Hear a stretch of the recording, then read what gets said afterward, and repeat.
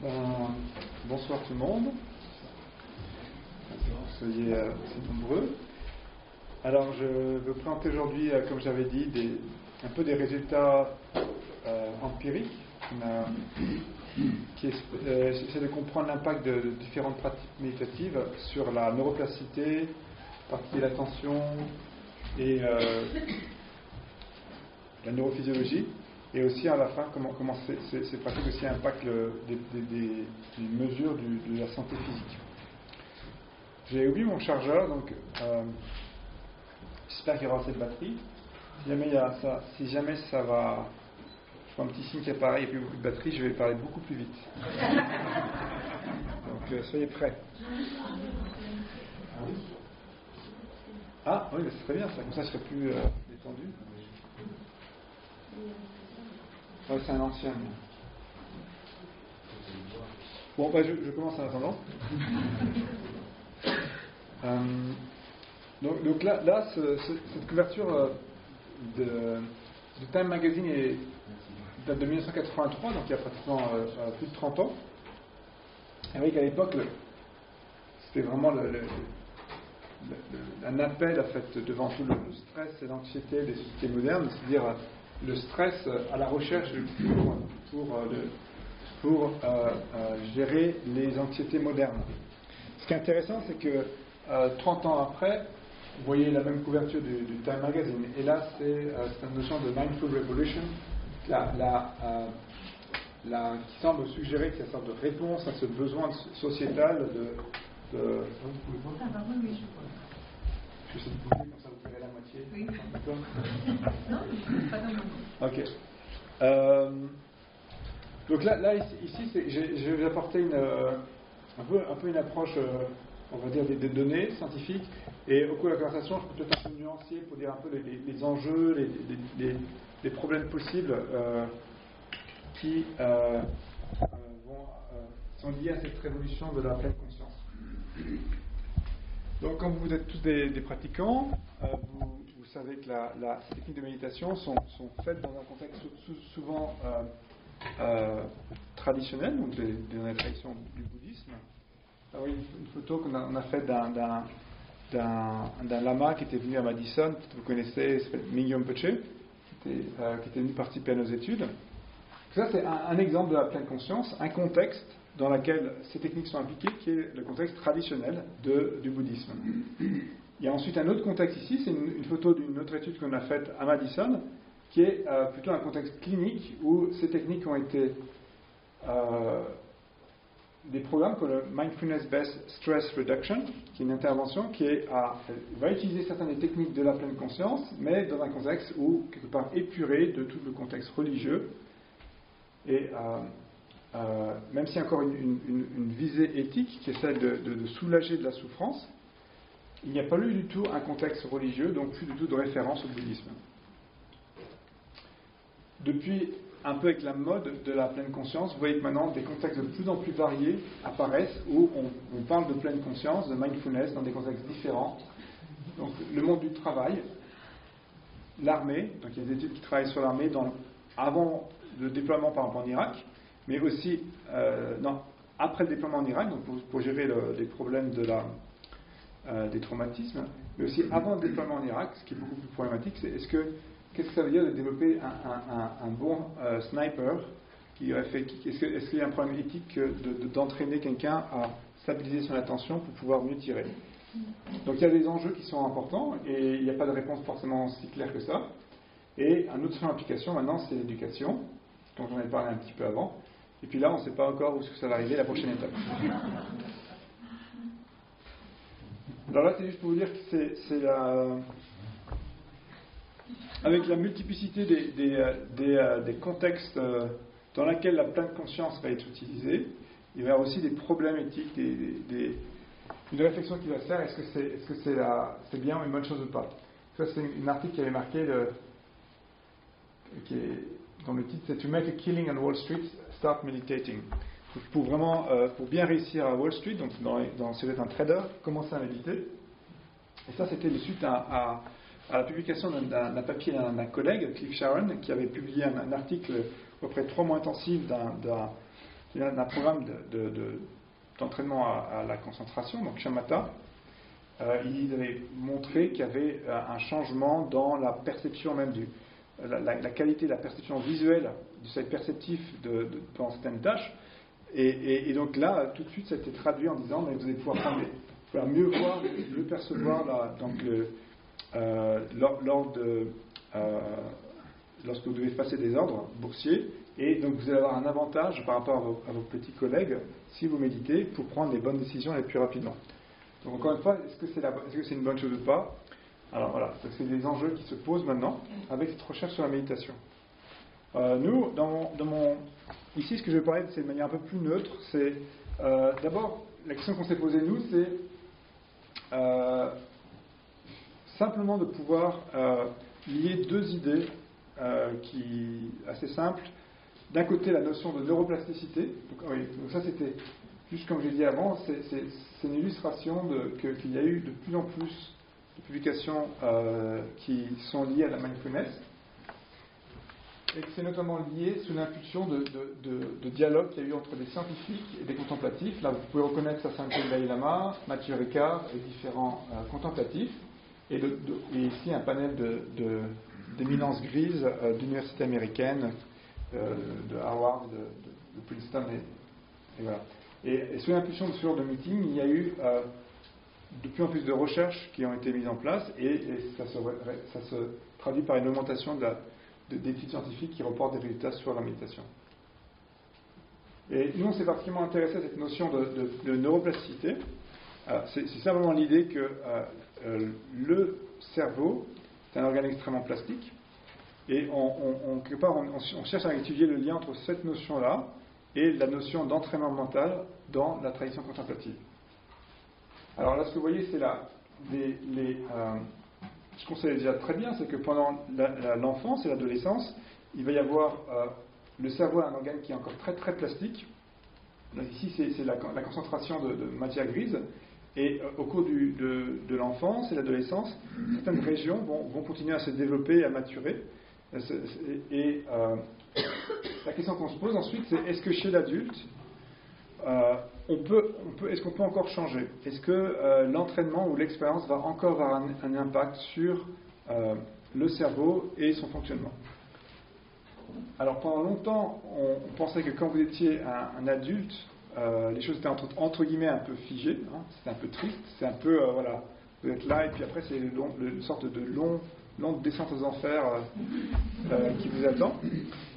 Donc cette idée-là, ça a un peu changé, notamment avec la découverte de ce qu'on appelle la neurogénèse, c'est-à-dire que contrairement à un dogme qui était encore présent il y a 15 ans, le cerveau adulte, votre cerveau, continue à générer de nouveaux neurones tous les jours dans au moins 2 régions du cerveau, comme notamment l'hippocampe, qui est une région impliquée en particulier pour la mémoire spatiale. Et donc la manière dont ces neurones vont être intégrés à le reste du cerveau va dépendre de plusieurs facteurs, notamment le stress, l'exercice physique, et voilà, donc c'est un des mécanismes par lesquels même chez l'adulte on peut encore changer. L'autre grand mécanisme, c'est le fait que les connexions synaptiques peuvent continuer en fait à se changer en fonction des exercices que vous faites. Ça a été étudié dans ce qu'on appelle chez les experts cognitifs. Donc souvent, les chercheurs ont commencé à s'intéresser à cette question dans le contexte de l'entraînement moteur. Une étude célèbre a été de comparer par exemple le cerveau de chauffeur de taxi londonien avec le chauffeur de bus londonien. La raison pour laquelle on fait un contraste pareil, c'est de dire que si vous êtes un chauffeur de bus, vous prenez tous les jours le même chemin pendant 20-25 ans, alors que si vous êtes un chauffeur de taxi, vous devez avoir des représentations, des cartes mentales de toutes les rues de Londres. Donc l'hypothèse était que cette expertise à se représenter spatialement l'environnement devrait se traduire par un développement, un enrichissement en fait des connexions synaptiques dans cette région dont je vous ai parlé, l'hippocampe. Et effectivement, ce qu'ils ont montré, c'est que c'était le cas. Ça a été vu avec des jeux de musiciens, des jeux de vidéo, et ça commence aussi à apparaître dans la méditation. Un exemple que j'aime bien ici, c'est que ici des gens apprenaient à jongler, et après plusieurs semaines d'apprentissage, ces deux régions-là, par exemple, avaient anatomiquement été beaucoup plus grosses. Donc c'était lié à l'acquisition d'un savoir-faire moteur. Et ce qui est intéressant, donc ça c'est le premier point qui est intéressant, donc chez une personne, vous pouvez changer quand vous êtes un adulte. Et ce qui je trouve très riche ici, c'est que si vous arrêtez de pratiquer, eh bien, cette même région va se recontracter à nouveau. Et ça, c'est un message que j'aime bien dire comme ça, c'est une urgence comme ça, parce que ça veut dire que quand vous méditez, de la même manière, je pense que tous vos enseignants de méditation vous ont dit souvent, il faut méditer régulièrement. C'est un peu la même idée que, comme toute chose, le cerveau est plastique, mais il faut que quelque chose qui soit, que ce savoir-faire va devoir être entretenu et pratiqué. Donc, une des questions qui est en cours maintenant, c'est de savoir si cet enrichissement dans les régions motrices et sensorielles est aussi présente quand vous faites un enrichissement émotionnel ou, on va dire, de métacognition, quand vous développez des qualités comme la compassion, l'altruisme. Est-ce que des régions différentes vont être aussi développées? Donc, justement, là, je vais vous présenter, il y a des études qui sont en cours qui montrent justement que sur le style de méditation que vous faites, vous allez développer différents réseaux dans le cerveau. J'étais allé la semaine dernière dans un séminaire de scientifiques où ils ont montré que l'étude de Tanya Singer a montré que après, dans plusieurs mois, vous vous entraînez soit à des pratiques de présence attentive, ou des pratiques de compassion, ou des pratiques d'échange, de mise en perspective de l'autre, eh bien à chaque fois, ça va entraîner différents réseaux dans le cerveau. C'est comme si vous reconfigurez chaque fois avec différents styles de pratique, différentes régions de votre cerveau. Excusez-moi. Ouais. On peut poser une question? Bien sûr. J'espère que je peux répondre. Ouais. Voilà. Le stade 3 montre qu'en fait, lorsqu'on ne s'entraîne plus, on ne retourne pas à zéro. Non. Oui, mais c'est pareil. C'est même quand vous avez... Oui, tout à fait, oui. Mais alors, est-ce que c'est vrai pour tout type de pratique? Par exemple, si j'apprends la guitare, vous avez laisse tomber, est-ce que... Non, mais c'est pareil, quand vous apprenez, vous n'avez pas fait la guitare pendant plusieurs mois, et vous reprenez, vous ne pouvez pas tout de suite faire le même morceau. Il faudra que vous continuez à pratiquer, et au bout de quelques jours, quelques semaines, vous retrouverez vos choses. Donc c'est pas que c'est perdu, mais c'est l'idée, c'est qu'il y a quelque chose de dynamique qui se va dans les deux sens. Mais effectivement, après, il y a aussi une acquisition qui est faite. J'imagine que pour ce stade 2, stade 3, il s'est écoulé une période de temps relativement brève. Je ne sais plus exactement, je crois plusieurs semaines. Ou plusieurs, ouais. Et alors plusieurs années, ça donne quoi? Bon, c'est sûr pareil. Hein, ouais. On est à zéro? Non, c'est une bonne question. Encore une fois,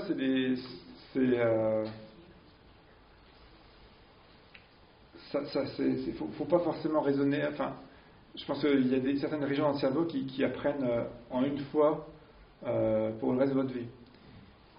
D'autres peuvent se permettre d'oublier, ça dépend. Par exemple, si des régions qui sont impliquées dans les émotions, comme l'amygdale, si vous avez été traumatisé une fois par un événement, vous allez y apprendre, ça peut rester dans votre, vous en souviendrez toute votre vie. Un savoir-faire comme ça, peut-être, ça peut changer davantage. Donc c'est le point fort que je voulais dire, c'est que le cerveau de l'adulte peut encore changer en fonction de l'expérience. Donc ce que vous vivez en fait a une conséquence anatomique sur votre cerveau et que ça va dans les deux sens. Voilà. C'est bon? Là, c'est encore une fois, j'apprends encore par une méditation. C'est juste pour vous dire que ces changements peuvent arriver aussi assez rapidement. Là, c'est une étude récente, quelques années, qui a montré que, encore une fois, quand vous vous entraînez à apprendre une tâche motrice toute bête, en 2 heures d'entraînement, les gens sont capables de mesurer des effets ici c'est dans les axones, donc c'est les petites fibres qui relient les neurones entre eux. Ils arrivent à détecter, avec une technique qui s'appelle de imagerie par diffusion de tenseurs, ils arrivent à montrer qu'il y a des changements dans cette région de l'hippocampe après une intervention très, très brève. Donc on n'a pas besoin d'être forcément attendre 10 000 heures de méditation pour voir des effets. Ça, c'est l'autre message que je trouve important pour cette audience. Alors, avant de commencer vraiment à parler de mécanismes cognitifs de la méditation, je vais juste vous illustrer un petit peu le genre d'études qui ont été vraiment servis de levier pour tous ces changements, en fait, on va dire cet engouement pour la pleine conscience est vraiment partie d'études qui sont parvenues de la clinique. Donc des chercheurs, des psychologues, cliniciens qui s'intéressent à traiter l'anxiété, la dépression, la douleur chronique, le stress en général. Ils se sont intéressés à ces techniques et il y a eu des résultats qui étaient très convaincants, et c'est ça qui a en fait déclenché tout cet intérêt parmi la recherche publique pour comprendre pourquoi ces interventions marchent. Et ça, c'est une étude qui est publiée il y a quelques années par un groupe canadien, où ils ont étudié l'effet protecteur de la pleine conscience sur la rechute dans la dépression. Et ce qu'ils ont fait, c'est qu'ils ont pris une population de personnes qui étaient dépressives, donc souvent très sévères, donc des gens qui avaient au moins fait 3 rechutes dans la dépression, qui n'arrivaient pas à se traiter avec des médicaments. Et ils ont traité après la rechute avec un antidépresseur standard. Puis après, ils les ont appareillés dans 3 groupes différents. Un groupe qui continuait à recevoir un traitement par antidépresseur de maintenance. Un groupe qui recevait une pile contrôle, donc un médicament qui était un placebo. Donc ça peut contrôler pour l'effet d'attente. Et un troisième groupe qui recevait une intervention de pleine conscience qui était combinée avec un traitement de thérapie cognitive. Et le résultat fort de cette étude, qui représente, en fonction du temps, du nombre de jours, le taux de rechute dans la dépression. Donc ça veut dire à quelle vitesse vous allez rechuter en dépression après soit un placebo, après une intervention de pleine conscience ou après l'antidépresseur. Et le résultat d'étude, c'est que il y a un taux de rechute significativement plus fort dans le groupe placebo que dans les 2 autres branches, et que l'antidépresseur avait des résultats comparables à un traitement donc non médicamenteux basé sur la thérapie cognitive et la pleine conscience. Donc ce genre de résultats qui sont maintenant répliqués dans différentes avec plus ou moins de succès, vraiment à expliquer un peu l'engouement que l'on a dans mon domaine, donc les neurosciences cognitives, pour comprendre qu'est-ce qui se passe pendant la méditation. Et là j'illustre quelques études qui sont encore préliminaires, mais qui montrent que on peut induire des changements structuraux, donc dans l'anatomie du cerveau, après les entraînements à la méditation. Et même si c'est encore jeune, il faut je pense attendre une dizaine d'années pour vraiment avoir des résultats convergents. Les régions qui apparaissent souvent, c'est par exemple le cortex insulaire, qui est une région qui est un peu cachée, une région du corps qui est impliquée dans toutes les fonctions liées à l'interoception, à la perception des viscères, au ressenti des émotions. Cette région-là semble avoir été changée après chez les méditants par rapport à des contrôles. Et une autre étude encore une fois, c'est qu'une étude, il faut être prudent, mais ils ont montré qu'après 8 semaines de pleine conscience, il y avait les gens qui pratiquaient le plus, les gens qui décrivaient avoir le plus changé sur des échelles de stress, c'est les gens qui avaient aussi une réduction de une région qui s'appelle l'amygdale, qui est impliquée dans la perception des émotions, en particulier des émotions négatives, comme la peur, quelque chose de dangereux, et cette région est plus active chez les gens qui sont anxieux, quand ils étaient traumatisés. Et donc cette région, anatomiquement, avait changé après l'intervention. Donc là, ce que je vais illustrer, c'est des changements, on va dire, anatomiques, mais on peut aussi voir des changements fonctionnels. Ça, c'est une étude qu'on avait faite avec des experts en bouddhistes tibétains. Et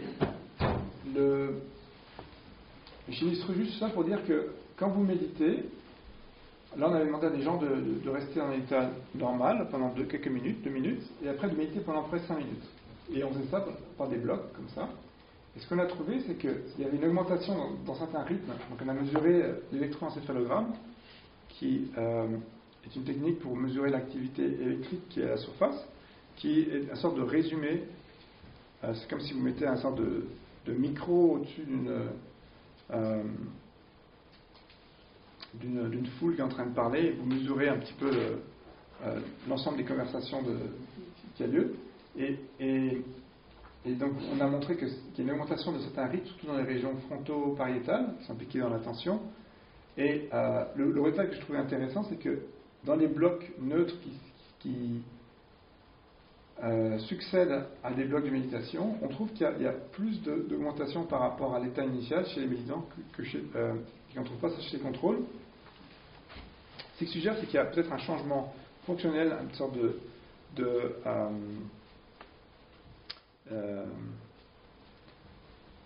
coloration, de changement durable dans les états post-méditateurs qui suivent la méditation, qui sont dynamiquement différents que l'état de dynamique initiale, et qui corroborent avec la notion que une fois que vous avez médité, vous arrêtez formellement de méditer, il y a encore une qualité qui reste dans votre expérience. Et donc ça, peut-être, ça pourrait être un corrélat de cette coloration d'expérience après la méditation. Est-ce que vous avez tous fait l'expérience de ça ou pas? Un petit peu. Voilà. C'est juste c'est le genre d'étude qu'on commence à faire. Alors, je sais pas, j'espère simplement avoir assez de... Alors, comme vous êtes tous des grands yogis, je n'ai pas besoin de trop vous parler de tout ça. Nous, on essaie de comprendre un peu la pleine conscience en caractérisant différentes propriétés. Ça, c'est quelque chose où vous êtes plutôt centré dans le moment présent, il y a un ancrage dans le corps, le champ attentionnel est plus large, il y a une conscience qui est beaucoup moins non réactive, il y a une sorte de décentrage cognitif, c'est-à-dire que les choses, les objets qui apparaissent, les émotions, les pensées, les souvenirs, ne sont plus perçus comme étant forcément avec la même comme représentant nécessairement la réalité. C'est plus un état de colère n'est plus aussi prenant, aussi vrai qu'avant. Il est perçu simplement comme étant un phénomène mental. Il y a une sorte de décentrage qui se produit. Et ça, c'est en contraste avec un mode beaucoup plus, on va dire, centré sur le soi, autobiographique, qui est un état où souvent on est absorbé, comme Claire disait tout à l'heure. Il y a une sorte on est pris dans un train de pensée. Il y a l'esprit vagabonde, l'esprit orienté vers des parties dans le futur, dans le passé. Ce sont souvent des processus où ça implique le soi, et parce qu'il n'y a pas cette absorption et ça manque de monitoring de tout cela, il y a souvent une grande réactivité automatique. C'est-à-dire qu'on fonctionne dans un mode beaucoup plus de réflexe, d'action-réaction automatique. Voilà, donc ça c'est un peu les modèles qu'on essaie de tester. Et c'est intéressant parce que quand vous voyez comme disait Claire, des gens qui s'intéressent maintenant, on s'intéresse depuis une dizaine d'années beaucoup au vagabondage de l'esprit, c'est-à-dire le fait que quand on vous laisse rien faire, eh bien, on vous dit simplement reposez votre esprit. Maintenant, si on dit ne faites plus rien, reposez votre esprit. Je pense que comme vous le savez tous, en tant que pratiquant, vous avez tendance à partir dans des pensées, et être absorbé dans ces pensées. Et bien sûr, c'est adaptif de faire cela, mais souvent c'est aussi quelque chose qu'on ne contrôle pas forcément, qui souvent est très lié, et qui prédit beaucoup des patterns de répétition, des ruminations qui sont en nous, et souvent ces boucles de pensées spontanées répétitives prédisent facilement les rechutes dans la dépression. Donc, nous, ce qu'on essaie de caractériser, c'est un peu dans nos modèles, c'est d'une part des modes où on est plutôt dans ce mode-là par rapport à ce mode-là. Alors ça c'est bon, je n'ai pas besoin de vous dire ça parce que vous connaissez tout ça. C'est souvent quand je montre cette diapo aux gens qui ne savent pas la méditation, qui ne connaissent pas c'est quoi la méditation, c'est pour leur dire que la mindfulness n'est pas forcément se couper des émotions. Voilà. Donc partir de maintenant, je vais vous présenter quelques évidences où on a essayé quelques données, où on a essayé qui existent dans la littérature pour comprendre ce qui se passe quand vous êtes soit dans un mode de pleine conscience, centré dans le moment présent, ouvert et non réactif, par opposition à un mode où vous êtes plutôt absorbé dans les pensées, distrait, réactif, etc. Et nous, on essaie de caractériser ces états et les comportements, et mesurer le comportement dans ces deux modes-là, et de voir si la méditation va aussi vous permettre de changer certains de ces comportements et de ces fonctions. Alors, je ne vais pas trop vous présenter les données d'imagerie aujourd'hui, mais ça c'était une étude qui a été faite par un groupe d'Emory, l'université d'Emory à Atlanta, où ils ont demandé à des gens de faire de la méditation, c'est-à-dire d'être dans le scanner, de se concentrer sur un point, et ensuite de presser sur un bouton lorsqu'ils étaient discrets. Donc, vous devez faire une attention focalisée. Donc, je pense que vous connaissez tous les techniques de méditation où vous focalisez sur un souffle, par exemple, ou le souffle, ou sur un objet, une bougie. Vous connaissez tous ça, hein? Voilà. Donc, l'habitude d'instruction, c'est de dire, vous observez quand est-ce que vous êtes distrait et vous ramenez l'esprit. Donc, l'instruction standard, voilà, il y a un sorte de cycle qui se met en place où vous engagez votre attention sur un objet, vous observez l'objet, et puis à un moment, pof, vous êtes parti. Quelques instants après, quelques minutes, quelques dizaines de minutes après, vous vous réveillez, et vous revenez ensuite, et vous remontez l'attention, et vous continuez la pratique. Et en demandant aux gens de presser sur un bouton quand ils revenaient en fait sur la tâche, ils ont pu mettre au point en fait, montrer quelque chose qu'on connaissait finalement déjà beaucoup dans le domaine, que on peut trouver certains réseaux dans le cerveau sont plus actifs dans les différents cycles que j'ai décrits. C'est-à-dire que quand vous êtes par exemple dans un moment où vous êtes en train de vagabonder, eh bien, ça va engager des régions médianes ici. Là c'est le front, les yeux sont par ici, c'est derrière la tête. Et donc les régions médianes qui sont là, notamment cette partie-là, le cortex préfrontal médian, les régions postérieures, le précunius, etc., sont impliquées dans des représentations du soi. Chaque fois que vous avez des pensées autobiographiques ou vous essayez de comprendre quelqu'un, des pensées de quelqu'un, eh bien, ça va représenter des modèles en fait de soi, de l'autre, qui se mettent en place. Et donc, effectivement, quand les gens reportaient être en train de vagabonder, eh bien, on pouvait mesurer dans le scanner une plus grande consommation d'oxygène dans ces régions. Par contre, lorsqu'ils étaient en train de dire, juste avant qu'ils pressent le bouton, quelques secondes avant, eh bien, on trouve l'activation d'un réseau qui s'appelle le réseau de la science, qui est un réseau qui est impliqué dans le ressenti. Donc, je vais parler de l'insula avant. Donc, l'insula qui est ici, et aussi ce qu'on appelle le cortex cingulaire, qui sont impliqués dans la redirection. C'est un peu un système d'alarme qui va interrompre ce que vous êtes en train de faire et qui va faire un sorte de système d'alarme en disant attention, ça c'est important pour l'organisme, et ça va court-circuiter tout ce que vous êtes en train de faire pour ensuite recruter, de manière figurée, recruter les ressources intentionnelles qui sont dans des régions qui sont ici. Et donc le cycle, ce qu'on voit, c'est que quand vous passez de ce mode-là à ce mode-là, une fois qui a recruté les ressources intentionnelles, ça va pouvoir permettre à des régions, plutôt ces régions comme le cortex préfrontal dorsal, de se mettre en place, qui sont des régions qui sont impliquées dans le maintien d'attention. Donc là, vous pouvez voir que maintenant, en imagerie cérébrale, on peut quelque part mesurer, on peut visualiser certains des cycles que l'on trouve dans les pratiques comme la pleine conscience. Excuse-moi. Ouais. Qu'est-ce qui est responsable du coup du déclencheur de l'insula? Pourquoi en fait C'est une très bonne question. Alors, il y a plusieurs choses. Là, je peux un peu spéculer, mais ça peut être l'insula.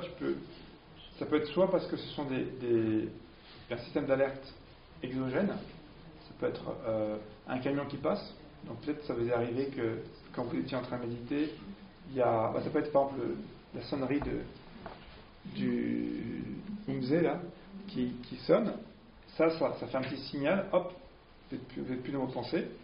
Et puis ça va être aussi, peut-être, et là je spécule, pour être clair, ça peut être simplement aussi une habitude plutôt endogène.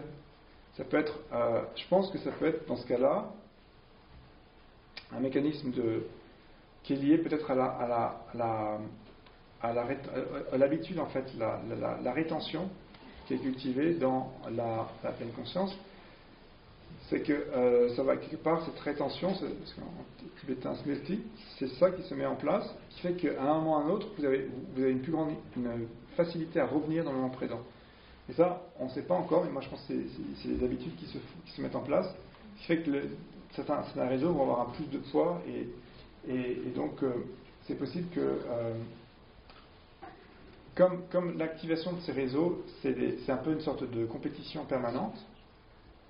Métaphoriquement, on peut penser que ce que vous faites dans la pleine conscience, c'est de renforcer certains réseaux qui vont plus facilement pouvoir gagner la compétition. Donc, quand un réseau a capturé l'attention, une fois qu'il a fait un peu son business d'activer des pensées, etc., il va perdre un peu de poids, et si les autres sont plus entre guillemets, ont plus de poids, ils peuvent plus facilement être recrutés.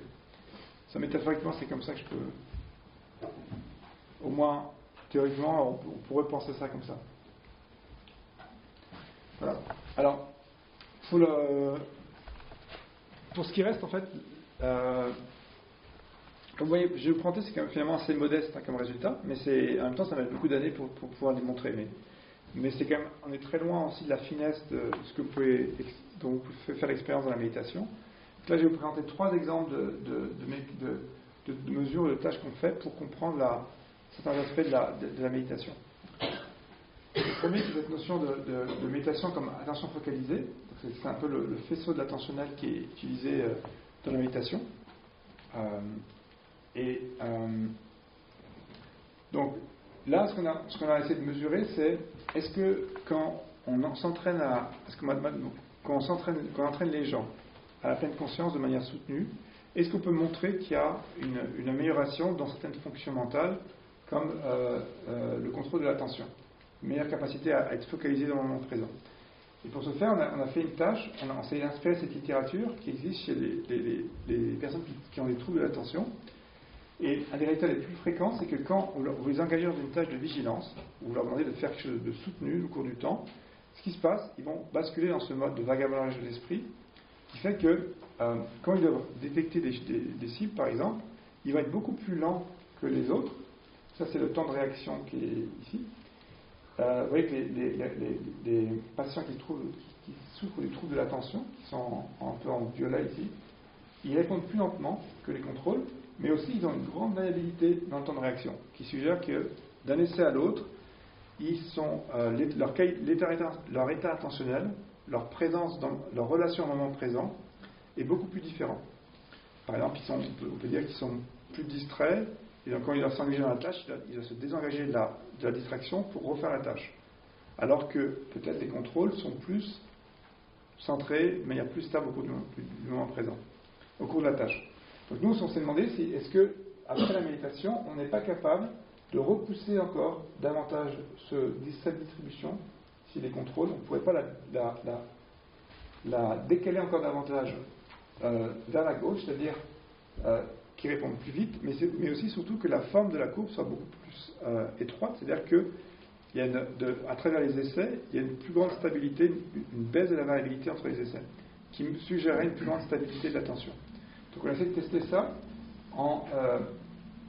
Pour mesurer ça, on est allé dans un centre de retraite de Vipassana, dans le nord des États-Unis, où les gens font des retraites en silence pendant 3 mois, et on leur a fait une tâche d'attention pendant avant et après 3 mois. On a comparé ça à un groupe contrôle à Madison qui ont fait la même tâche avant et après 3 mois, et on a mesuré le G et une tâche d'attention où il s'agit tout simplement de détecter des cibles de manière soutenue pendant plus de 20 minutes. Et quand vous faites cette tâche, on peut mesurer le temps de réaction que vous faites pour répondre à la détection des cibles, et ce qu'on mesure ensuite, c'est la variabilité du temps de réaction et le temps de réaction moyen. Ça va?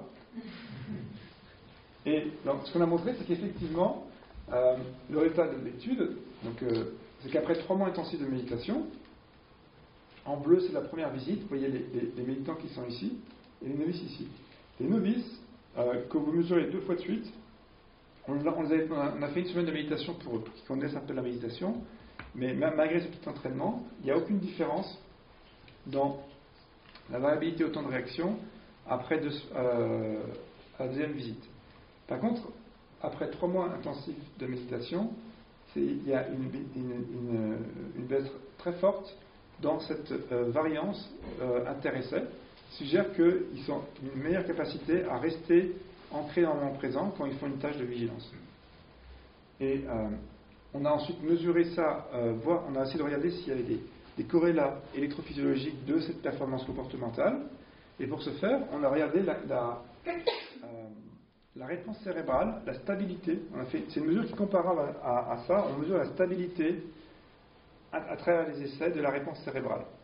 Et ce qu'on sait de la littérature, c'est que quand on fait cette mesure de stabilité de la réponse cérébrale et que vous êtes en train de vagabonder, on sait que ça va quelque part casser cette stabilité. C'est quand on regarde l'électroencéphalogramme, la réponse de EG, elle est beaucoup moins stable quand vous êtes en train de vagabonder dans l'esprit. Et ce qu'on a montré, c'est un peu complexe, mais c'est qu'après 3 semaines de méditation, eh bien, il y a une augmentation, vous voyez ici, chez les méditants, dans la stabilité de la réponse électrique quand ils perçoivent des sons pour faire la tâche. Et chez les novices, on n'a pas du tout de différence entre les deux, ce qui nous permet de démontrer, en fait, c'est une des premières études qui a pu démontrer qu'il y a des changements, en fait, des changements fonctionnels induits par une méditation intensive. Voilà. Ça, c'était, en gros, on a fait la retraite, des gens qui étaient ici pendant 3 mois. Dans la même étude, on a aussi fait une deuxième tâche où on a essayé de caractériser plus la notion que dans la pleine conscience. Non seulement vous êtes capable de bien ancrer en moment présent, mais surtout il y a une qualité attentionnelle de présence non réactive qui fait que quand vous reliez avec votre vie mentale, par exemple une émotion, une pensée, vous allez simplement être capable de l'observer sans être absorbé par elle. Et pour tester ça, on a utilisé une tâche qu'on appelle la tâche du clignement d'attention. Donc c'est un peu abstrait, mais c'est un peu un moyen qu'on a pour essayer de comprendre si on peut trouver un corrélat de cela dans le cerveau. Alors dans cette tâche, vous devez, on vous présente très rapidement des chiffres, des lettres comme G, A, L, B, et à l'intérieur de cette lettre, vous avez 2 chiffres, le 3 et le 7, ça change, qu'on appelle ici le T1 et le T2. Et un résultat classique, c'est que lorsque le temps entre le 3 et le 7 est bref et long, vous pouvez être conscient très facilement, vous pouvez détecter le 3 et le 7. Par contre, quand le temps entre le 3 et le 7 devient bref, dans 300 millisecondes, très fréquemment, vous allez pouvoir être conscient que du numéro 3, mais pas pouvoir détecter le numéro 7. Et ce qui est intéressant, c'est que ça va être seulement dans certains cas que vous n'allez pas voir le numéro 7 et pas dans d'autres. Qui suggère que c'est pas en fait ça reflète un sorte de goulot d'étranglement de vos capacités intentionnelles. C'est que lorsque vous engagez vos ressources attentionnelles dans la perception du 3, parce que vous êtes vraiment absorbé dedans, eh bien ça va pendant quelques centaines de millisecondes, votre cerveau est entre guillemets aveugle, il ne peut pas percevoir ce qui continue d'arriver. Et donc on s'est dit que peut-être cette présence non réactive nous permette de simplement avoir une sorte de présence, de simple présence attentive au 3, mais sans être complètement absorbé ou excité parce qu'on n'a plus utilisé le premier. Et en faisant ça, on a une plus grande capacité à ensuite percevoir le second. Ça, c'est notre hypothèse. Et effectivement, ce qu'on a pu montrer, c'est que lorsque les contrôles des pratiquants percevoir pendant la condition, des stimuli sont longs, et la distance entre le 3 et le 7, eh bien tout le monde a à peu près la même performance. Tout le monde peut voir le deuxième chiffre. Okay. Par contre, dans l'intervalle où c'est court, ce que vous voyez, c'est qu'il y a les contrôles et les pratiquants sont à peu près identiques à la première visite, qui est en gris, et par contre, à la deuxième visite, il y a une augmentation très forte de la performance du groupe des méditants qu'on ne trouve pas, en fait, qui n'est pas comparable à l'augmentation qu'on trouve chez les contrôles. Donc ça nous permet, on a interprété ça en disant qu'il y a une certaine qualité de l'attention qui a été affectée après un entraînement intensif de la méditation. Et ce qui est intéressant, c'est qu'on a pu trouver, donc c'est un travail fait par Hélène Slachter, qui est maintenant à Amsterdam, on a pu montrer que, bon, c'est un peu compliqué ça, mais j'ai l'idée simple, hein, c'est que on peut mesurer des corrélats électrophysiologiques en réponse au premier stimuli, le système numéro 3. Dans notre littérature, on sait qu'un certain corrélat, qu'on appelle le potentiel ici, le P3B, qui est une réponse électrique qui a lieu environ à 300 millisecondes, on sait que ce potentiel électrique, quelque part, a à faire avec la quantité d'attention que vous portez à la perception du 3. Et ce qu'on a pu montrer, c'est qu'il y avait, en fait, après la retraite, il y avait une baisse de ce potentiel électrique qui suggère qu'il y a une baisse de l'allocation des ressources attentionnelles pour la perception du premier chiffre, 3, ce qui permet en fait ensuite donc de percevoir plus facilement le troisième. Donc ce que peut permettre de faire la méditation, graduellement, c'est une capacité à optimiser comment vous allez pouvoir vous engager et allouer l'attention aux objets que vous percevez. Si vous voulez, enfin, je pense, même si je vais un petit peu loin là, on peut dire que ça vous permet de créer ce petit espace qui fait que vous n'êtes pas en fait totalement absorbé dans le moment présent. Et ce qui était intéressant, c'est que plus vous aviez cette baisse de potentiel évoqué, plus il y avait une baisse ici, plus ça pouvait prédire l'amélioration en fait, de la performance à la seconde visite. Voilà. Donc là, ça je passe rapidement. Et pour le temps qui reste, je vais. Donc là, c'est juste j'ai vous illustrer comment on arrive maintenant à montrer et étudier comment on peut avoir des changements anatomiques induits par la méditation et aussi des changements fonctionnels et comportementaux.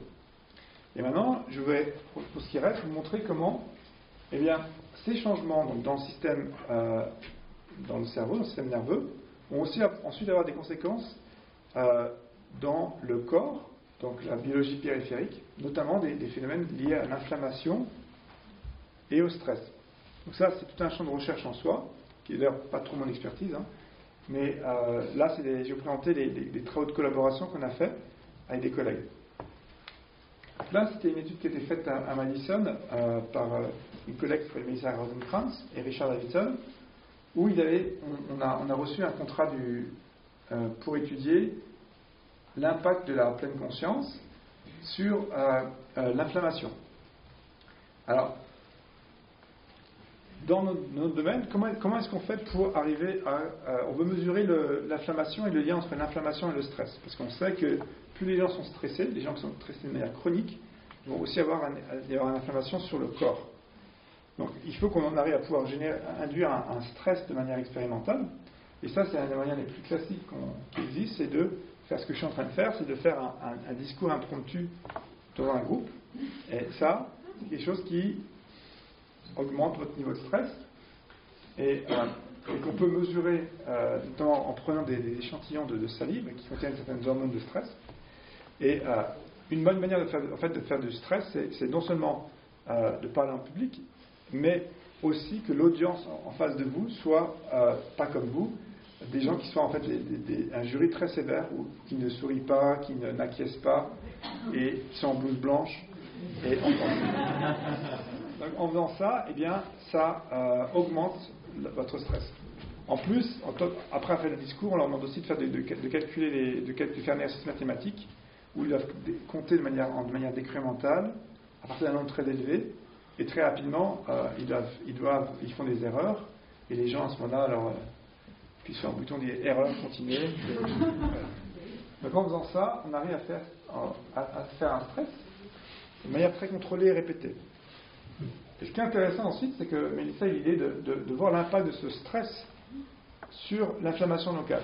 Donc vous pouvez induire de manière très simple, ça fait pas mal, hein, c'est un peu désagréable, mais c'est une crème qui est à base de piment rouge que vous pouvez mettre sur le poignet, et c'est utilisé, vous pouvez l'acheter en pharmacie, hein, c'est capsaïcine, ça permet de traiter les gens qui ont des douleurs de rhumatisme par exemple. Donc vous pouvez l'acheter, ça fait cette rougeur et c'est un peu désagréable ici, et en plus on peut faire elle avait fait des petits prélèvements de sérum, en faisant une petite pompe, vous prélevez un peu de sérum, et avec ça on peut mesurer la taille en fait de l'inflammation. Et l'idée c'est que cette inflammation, c'est une inflammation dite neurogénique qui est directement modulée par le système nerveux central.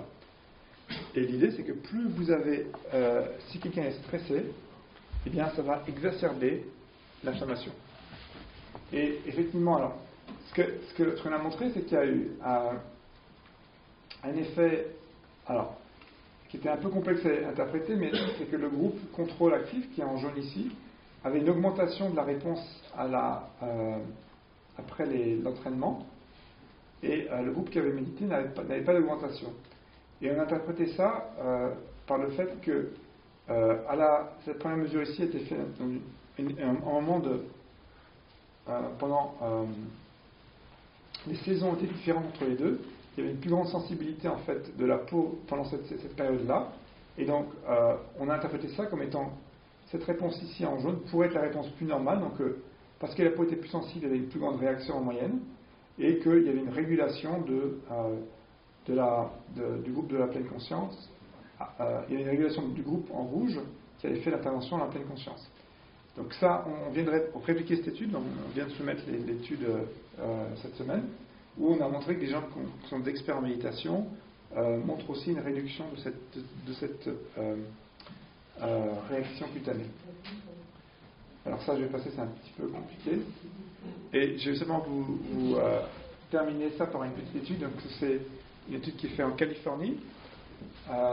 C'est en collaboration avec un prix Nobel qui a découvert ce qu'on appelle les télomérases.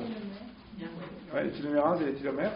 Alors, les télomères, c'est ce que vous voyez ici. C'est quand chaque fois qu'il y a une division cellulaire, il y a une petite partie de l'ADN qui disparaît.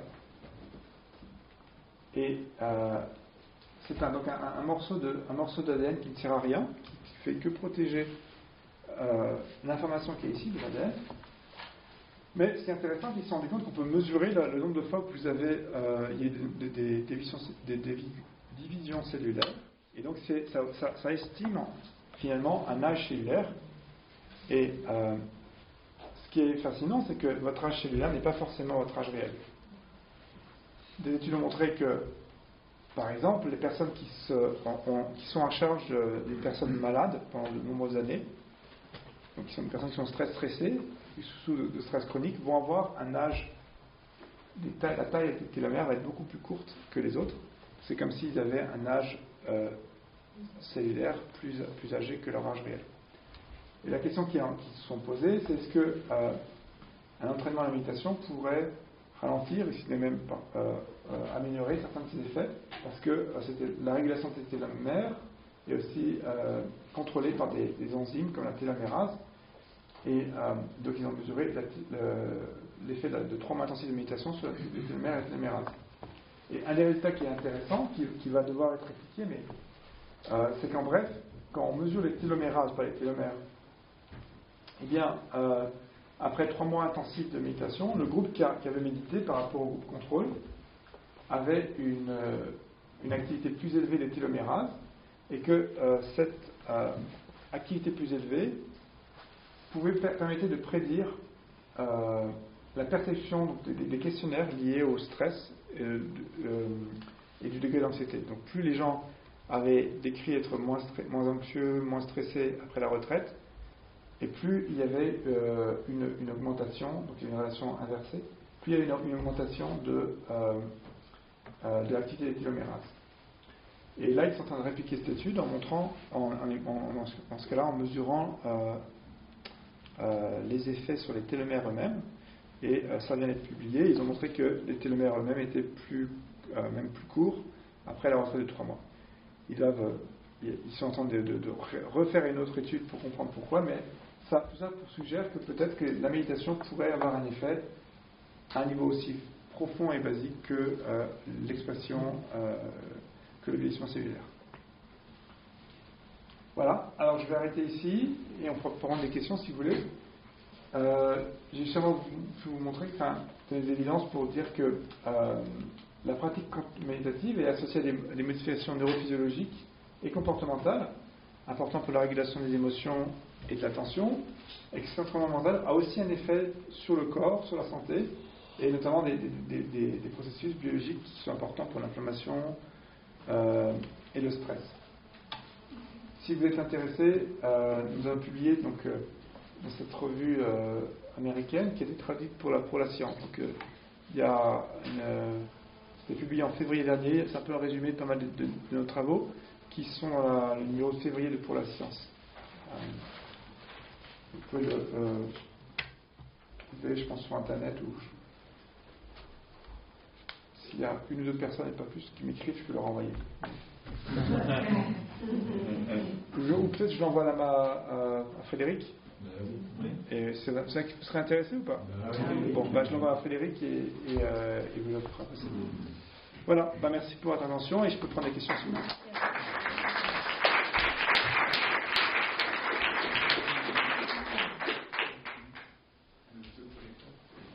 Ouais, si tu veux, ou s'il y a des questions sur les données, je peux le laisser. Moi, j'ai une question qui me vient. Vous avez essentiellement parlé des adultes, alors qu'on a de plus en plus affaire à des enfants hyperactifs, avec des hyperstimulations de notre société galopante, etc. Est-ce que vous avez il y a des études qui ont été faites par rapport à l'hyperactivité? Il y a des études qui sont en cours. Je suis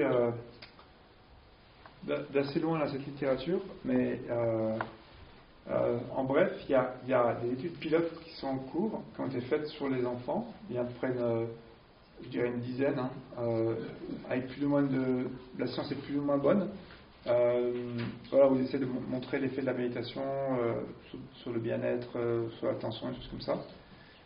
Et il y a 2 ou 3 grands centres qui commencent vraiment à étudier ça de manière rigoureuse et systématique. Donc je pense qu'on va avoir rapidement des données là-dessus. Par exemple, à Madison, ils ont une étude où ils regardent les enfants de 5-6 ans, un programme de plusieurs semaines dans une douzaine d'écoles, et ils regardent l'impact sur l'attention, les performances scolaires, les interactions avec leurs pairs, l'intelligence affective et l'intelligence sociale. Toutes ces données-là ne sont pas encore publiées.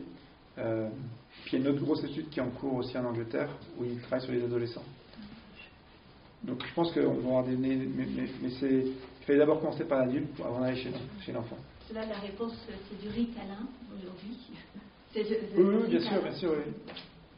Et c'est une autre question aussi qui est difficile, c'est quand est-ce qu'il faut méditer, quand est-ce qu'il faut prendre des approches médicamenteuses, et je pense pas que la réponse qui est honnête pour l'instant à dire, c'est qu'on ne sait pas. Les résultats que j'ai montrés chez les patients dépressifs, ça marche seulement chez les gens qui sont sortis de dépression par les médicaments. Ma connaissance, je ne sais pas, Léna, tu connais, do you know is there any study who found that you can have an effect on depression without medication? Without medication? What they did is they had antidepressants plus mindfulness versus only antidepressants, and then they withdrew antidepressants after mindfulness training. And people who just continued on antidepressants, they were more likely to relapse. Well, but after the antidepressant was discontinued, but the ones that stayed in mindfulness, trained in mindfulness, their relapse rate was much lower. I can't remember exactly. But not study when you only did from the get-go mindfulness. I don't think it's been done. Yes, that's really no. D'accord. Ouais. But then both groups yes, were connecting. yes. That's kind of that's something similar to the one I showed, but I don't know that only purely meditate. Que la méditation, je ne pense pas.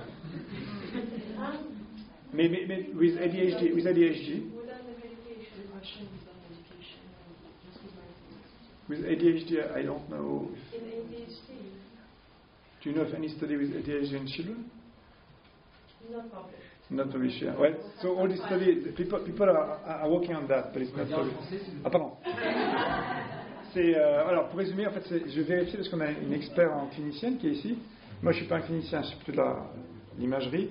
Et c'est bien ce que je pensais. Il y a beaucoup de gens qui travaillent sur ces questions, mais il n'y a pas encore de résultats chez les enfants. Dès la moitié des temps, par exemple, les petits là, il y a tellement des enfants oui, mais ces études-là ont pas vraiment de grande valeur parce que vous ne savez pas si c'est parce que l'environnement qui est différent. Oui, ça ne dit rien sur la méditation en soi. Il faudrait faire une étude, c'est compliqué, il faut faire une étude longitudinale. dans les monastères, tous ces enfants qui... Oui, mais ça ne dit pas que c'est la méditation, ça peut être simplement parce qu'ils sont en groupe, il y a plein d'autres facteurs. C'est compliqué. Merci. Oui. Vous parlez de l'idée que le cerveau adulte Ah bon, je sais pas ça. Non, le cerveau adulte peut continuer à générer des neurones, ouais. des connexions synaptiques. Est-ce que ça change la vision qu'il y a sur les problèmes d'Alzheimer, par exemple? Non, pas vraiment. En fait, Alzheimer, c'est un peu des mécanismes différents. C'est des plaques qui commencent à se mettre, qui brisent les connexions. Et en fait, l'Alzheimer, c'est une maladie dégénérative. Et ça ne dit pas grand-chose. C'est des mécanismes qui sont, simplement qui vont lutter contre pour faire vieillir le cerveau, quoi. Par exemple, quand il y a une maladie d'Alzheimer, on va voir le neurologue. Le neurologue va regarder, va dire l'hippocampe est atrophié. Oui, bien sûr. Oui, mais c'est une question que, en fait, on vient d'avoir un gros contrat. On vient d'avoir il y a 3 semaines un contrat européen. Donc, il y aura un consortium qui va essayer de voir si la méditation pourrait aider à protéger contre l'Alzheimer. Donc, c'est une question qui est logique. En fait, quand on a ces données, c'est logique de se poser cette question. Et on vient d'avoir le financement pour faire ça. Donc, si on se revoit dans 5 ans, si j'ai pas encore Alzheimer, je pourrais vous en parler. Je ne sais pas, je pourrais écouter. Pardon ? Dans 5 ans, je suis encore là. Voilà. Ah, pardon. Madame, elle n'a pas encore parlé. Ouais. Il me semble avoir vu très récemment une étude qui montrait justement que si la méditation, évidemment, n'a pas soigné Alzheimer, par contre, ça ralentissait le processus. Ouais. Nous, on avait dans ce contrat-là, on a commencé à avoir des experts. C'est des travaux qui ne sont pas publiés, hein, mais une des raisons pour laquelle nous on a pu avoir ce financement, c'est qu'on a mesuré des cerveaux d'adeptes, et c'était cette chercheuse qui est spécialisée dans l'imagerie cérébrale du cerveau vieillissant et des marqueurs de la maladie d'Alzheimer, a pu montrer que sur ces marqueurs-là, ils étaient beaucoup plus, à leur âge, ils étaient beaucoup plus jeunes, entre guillemets, que les autres, ce qui suggère que ça pourrait marcher. Mais on n'a pas encore, nous, on n'a pas encore publié cette étude, mais il y avait une étude qui a montré ça, oui, sur le... Ouais. Mais sur le vieillissement, il y a 2-3 études qui ont montré qu'il y a certains que pour un âge donné, il semblerait qu'ils sont entre guillemets plus jeunes. Donc là, il y a 2-3 études qui l'ont montré, mais c'est pas mais c'est pas des études longitudinales et c'est pas forcément avec des marqueurs qui sont liés à l'Alzheimer. Donc ça, c'est le projet de cette étude-là. J'ai une question sur le début de votre exposé, où vous avez dit un peu l'éthique, vous avez juste posé des questions par rapport à des utilisations des recherches scientifiques qui ont l'utilisation de la pleine conscience dans des secteurs comme l'anglais, comme les traders, en fait, les scientifiques n'étudient pas particulièrement. Non, mais nous, pour nous, on est un peu neutre. Hein. Enfin, je peux avoir une opinion personnelle, mais après peut-être, nous, ce qui est intéressant pour nous, c'est de savoir est-ce que le cerveau va fonctionner de la même manière Est-ce qu'il y a quelque chose qui est différent? Tout ça, c'est intéressant comme question. Est-ce que l'éthique est-ce que ces fonctions attentionnelles sont les mêmes quand c'est fait dans un contexte éthique ou un contexte avec une motivation qui est différente? Ça peut être intéressant, on l'a pas encore fait. Mais après, le jugement de valeur, c'est pas notre rôle. Enfin, pardon? C'est pas votre business. On peut après, à sa manière, poser indirectement les questions, mais c'est pas. C'est pas le but de votre recherche. Voilà. On n'essaie pas de dire que ça c'est bien, c'est pas bien. Quoi. Je ne sais pas formuler la question, mais justement, à quel moment l'éthique peut intervenir aussi dans la recherche scientifique, mais à la fois dans les résultats, dans les questions que vous avez posées. Ouais, mais non, moi je pense que c'est les grosses questions. On sait que des gens qui ont une pratique religieuse vont croire en quelque chose, ça a un effet. Dans toutes les interventions qu'on montre, de plus en plus de fois, on se rend compte que le fait que les gens sont convaincus de l'efficacité, que sont motivés pour faire l'intervention, ça va avoir des effets différents. Donc je pense que ce sont des facteurs qui sont importants, mais pour nous, c'est plus des variables qui nous permettent de comprendre nos mesures. Mais quand la pleine présence est utilisée de manière utilitaire, est-ce que vous avez fait des études sur... Non, pas encore, non. Mais c'est possible que vous n'avez pas forcément le même état par exemple, cette synchronisation qu'on a montré avec les experts, c'est pas certain qu'on arrivera à les trouver chez quelqu'un qui est un trader. Et c'est peut-être parce que il y a peut-être parce que dès qu'on aura des meilleurs index, par exemple des phénomènes du soi, on pourra montrer que qu'on n'arrivera pas à un même degré de lâcher prise si vous faites un trader ou si vous êtes engagé de manière plus authentique. Quoi. Voilà. Je ne sais pas combien de temps il faut. Je crois que je m'arrête bientôt, non? Ouais. Mais merci.